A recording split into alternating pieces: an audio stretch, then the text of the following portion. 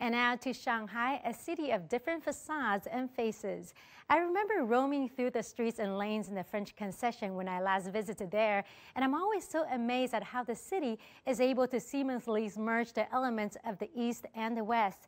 And I also had the chance to walk by one of the most iconic structures by Laszlo Hudec, who is an indispensable part of Shanghai's architectural history. He first arrived in the city in 1918 and designed more than 50 structures, many of which became famous landmarks. His symbolic works lives on in the already charming skyline, and the people residing in it continue to carry on his legacy by simply appreciating it.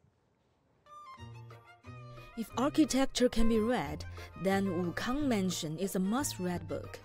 It was built in 1924 and is known as a Hudec masterpiece. It's located at the corner of the street on a triangular plot of land.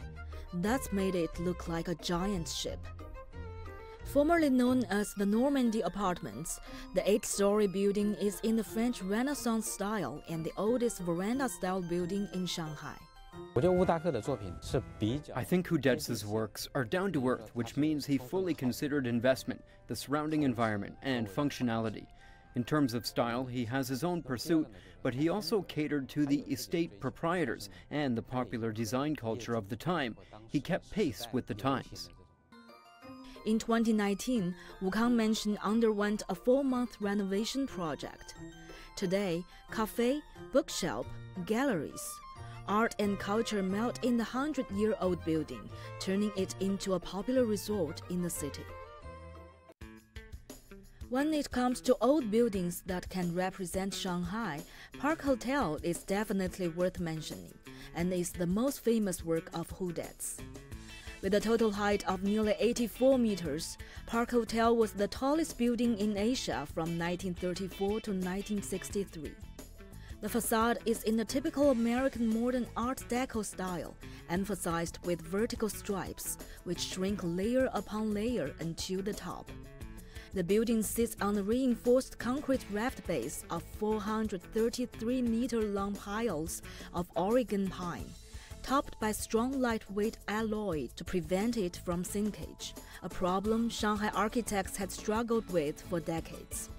Today, its imposing but stable silhouette, as well as the staircase-like tower above the 15th floor, provide a unique, elegant look compared to the surrounding modern skyscrapers.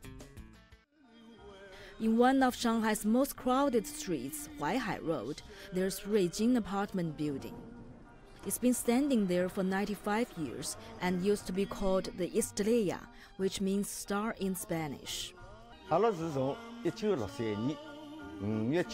We moved here on May 9, 1963.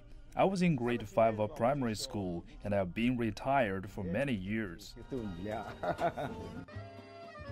The small balconies of Ruijin apartment building were distinctively designed to offer residents a view of the Oriental Pearl Tower and the busy traffic on Huaihai Road.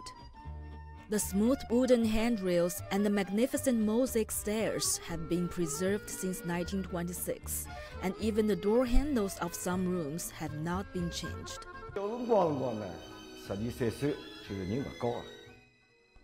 When I was 12 or 13 years old, I was not tall. Supported by the handrail under my arms, I used to sleep from the 7th floor to the ground floor. I remember in 1984, a resident who used to live in my room paid a visit. She is Jewish and lived here in 1937. She said she was 16 or 17 years old at the time when the Japanese invaded, and she saw the Japanese army walked on the street from the balcony. The world has changed greatly, but the building has not changed. Hudec left his mark on Shanghai's architecture, and the city gave him a chance to realize his ideas. Now, nearly half of Hudec's work are still serving their original functions. From the old buildings, people can ponder the city's past and its future development. 张梦圆 CGTN